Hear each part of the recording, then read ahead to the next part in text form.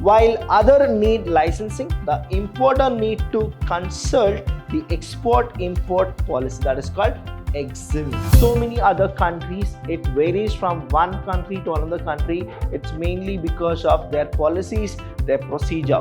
With our rupees, we can't actually buy US products. So what is that we should do? We need to actually exchange the currencies. Now what the importer need to do now, the exporter would have actually dispatched everything and he would have sent it.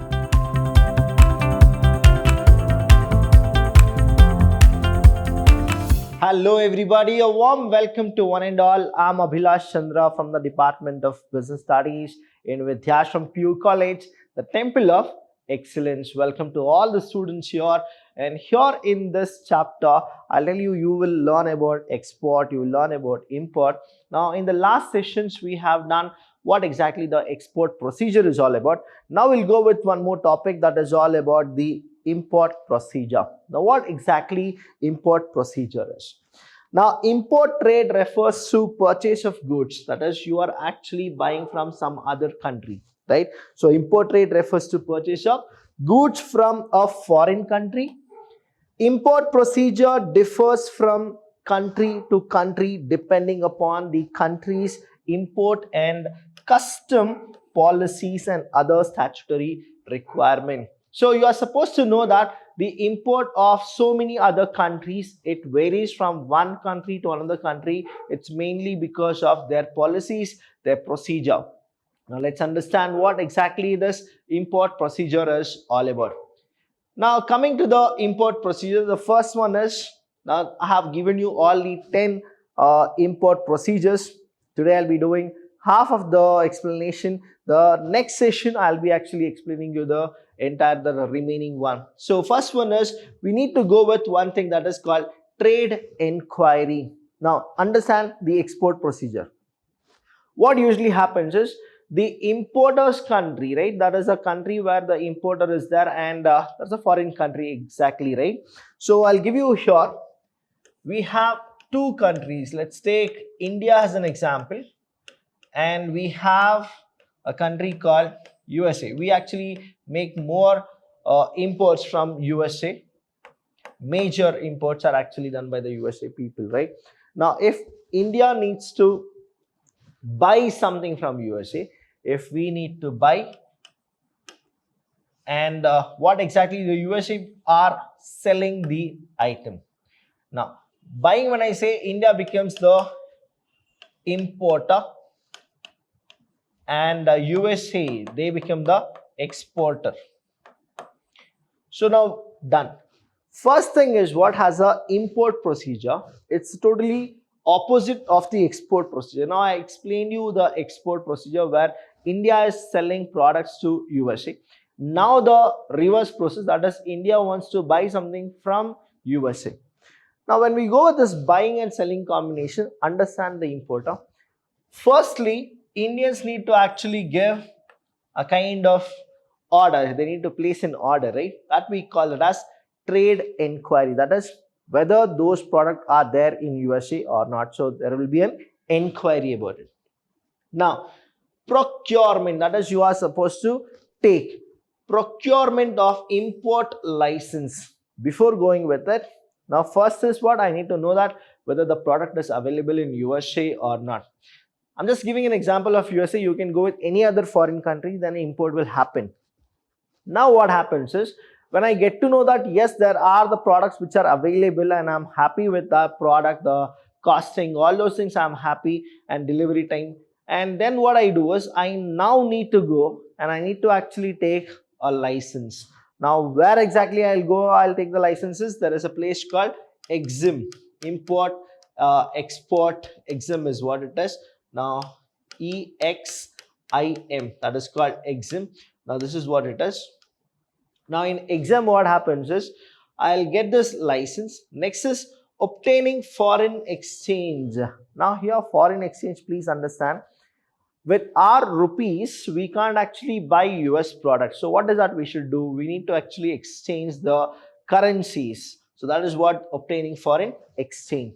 Next, placing order or indent. After I get this license, what I do is, I need to now call them and tell them that these are the things and I am supposed to require these substances, these products, and you are supposed to deliver me on time. So that is order or indent. So first thing is what we do, I inquire whether the product is there or not. Will they go for shipment or not? Will I get the product on the same day where I really want it, that is a delivery date?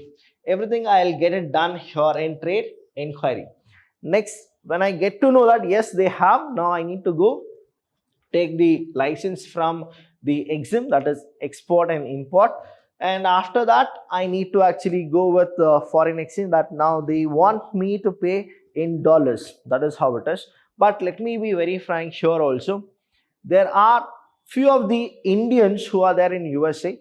Now they don't want the dollars, they want the rupees itself. It is all up to them. But usually what happens is the foreign exchange is needed. Then there is something called placing order or indent. Now I'll give you whatever the product I really wanted. Then obtaining letter of credit. Now this happens from the importer's bank as well as the exporter's bank. Now the importer bank and the exporter bank, they need to actually mutually talk to each other and they'll go with the letter of credit. After that, arranging for finance. Now what I usually do is, if I need to go for importing, I go with my bank, I ask them a few of the things. Now we have understood bills of discounts, all those things we have understood. I'll be talking to my bank and I'll be like, I need this product and what is that?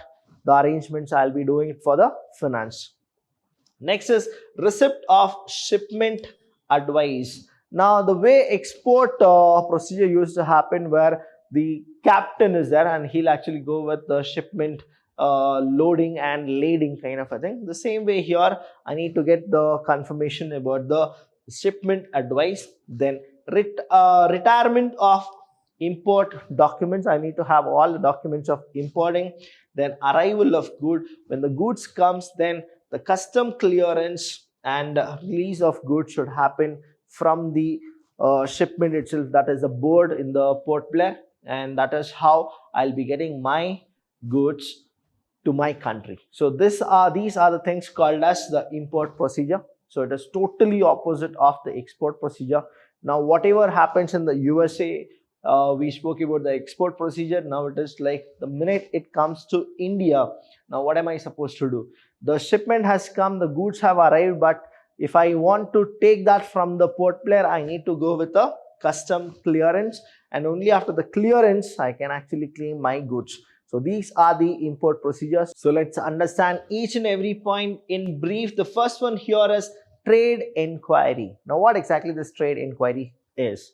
Now trade inquiry, in the sense, the person whoever wants to import any product from any other country, now they need to first confirm in which country we are supposed to go for importing. Plus the country, if you have taken a thing, then you are supposed to confirm which firm, which company, which industry, which manufacturer you are supposed to meet. After that, when you are decided about the country and the company, now you are supposed to go with, is the product available, whichever you really want to actually buy. Now after that, you are supposed to get confirmation saying, will they provide it for the importing thing to our country. Now there are many people who are not able to actually come to this export and import. They are okay with the local market itself. So you are supposed to get confirmation. Only after getting confirmation, then you are supposed to go to the next step. Now what here happens is, the first thing that the importing firm has to do is to gather information about countries and firms which export the given product. The importer can gather such information from the trade directories. Now you have a special directory, that is a trade directories, and or trade associations and organizations. Having identified the countries, the firm that exports the product, the importer firm approaches. What they do? They approach the person who is actually going for the export. Approaches the export firm with the help of trade inquiry for collecting information about their export prices and terms of export. Now the first thing which you should know is, one is the price, another is the terms of exports. Now there are few people, I'll be very frank, whoever goes with the importing and exporting, you would have made an attempt. If you have done it, I'll tell you, different countries have different procedures as well as they have different policies. And when we go with that, we are supposed to first get to know what exactly the export company really wants us. That is the reason you are supposed to know the terms of exports. Next we have is procurement of import license. Now there are certain goods that can be imported freely. There are certain goods which can be imported freely. That is what the country actually gives you the provision. While other need licensing, the importer need to consult the export-import policy, that is called EXIM policy, enforced to know whether the goods that he or she wants to import are subject to import licensing. Now there are a few products where you don't need to actually confirm for any licensing, but there are few items which are very much valuable, plus you are supposed to first sell it to the EXIM, and if EXIM says yes, you can go for it. Again, for that you have a kind of a quantity maximization, that is how much you can import and how much you can export. Even that is there. That is why EXIM people are always there, and they have a lot of policies which restrict the exporting and importing business. But why it restricts is, again, it is all because of the government policy, that is the measurement, the cutoff, how much you can import, how much you can export, can you do it on a regular basis, or you are supposed to take your time. Everything will be written in the EXIM policy. In case the goods can be imported only against the license, the importer need to procure an import license. So what exactly he should do is, if they really want that license to be taken, then the importer need to actually apply for it, and he'll get it very fast. So that is one advantage, right? Next, obtaining foreign exchange. Since the supplier in the context of an import transaction resides in a foreign country, he or she demands payment in a foreign currency. Say, I told you about India and USA. Now we have the currency called rupee, and they have a currency called dollars. Now whenever we go with it, they really want the payment to be done in dollars, not in rupees. So payment in foreign currency involves exchange of Indian currency into foreign currency. So in India, all foreign exchange transactions are regulated by the Exchange Control Department of Reservation Bank of India. That's why we are supposed to actually go with the exchange control, that is the RBI.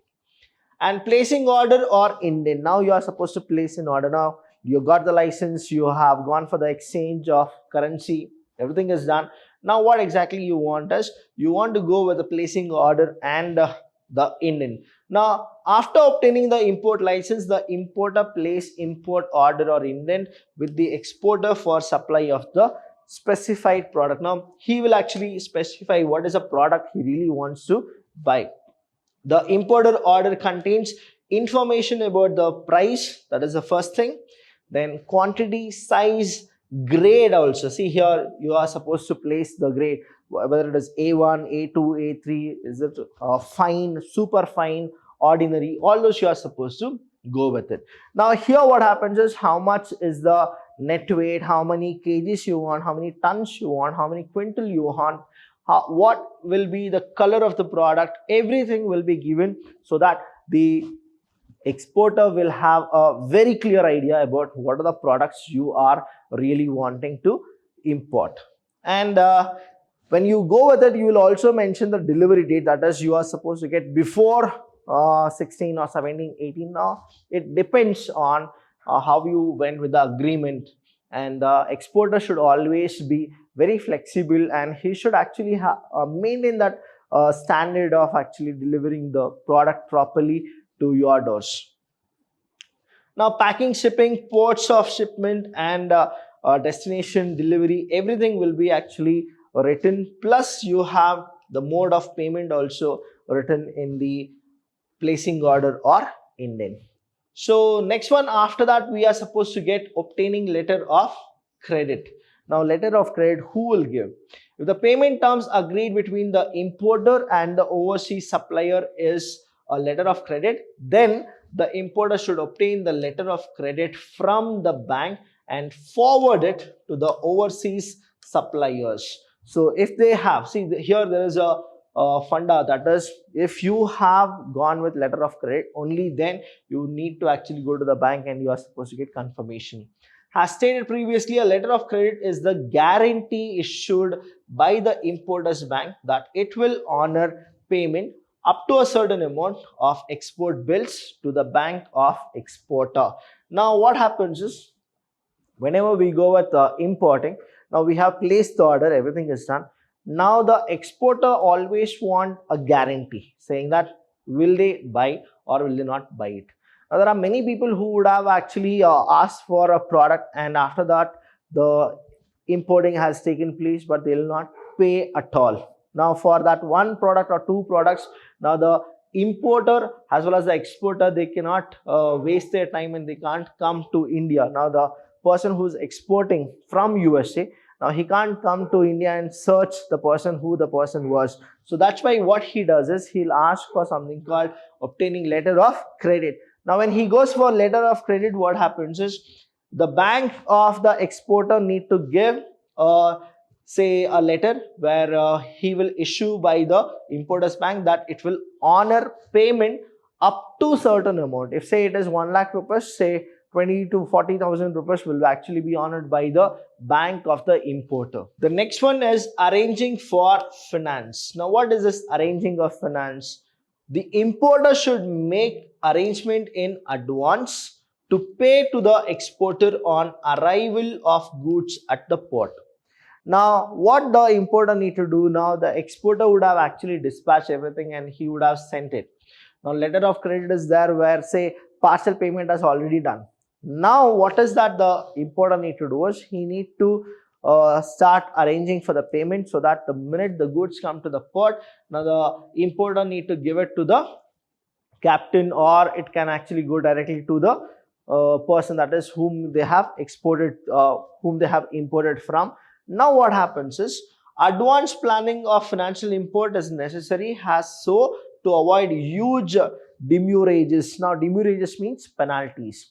Now supposingly say 29th, right, you got this product and you don't have money at all, and you are not able to go and get the goods. Now if you go on February 2nd or February 3rd and you want to actually take those, the port people will also have few of the norms where they need to store your product safely, and that is what the penalty the port people will actually place you.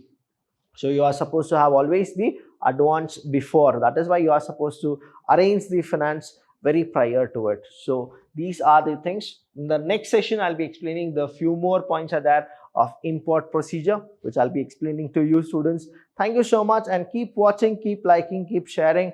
And I always tell all this to all my students, always learn something new, and new will always give you something called the knowledge, and knowledge is wealth. Thank you so much.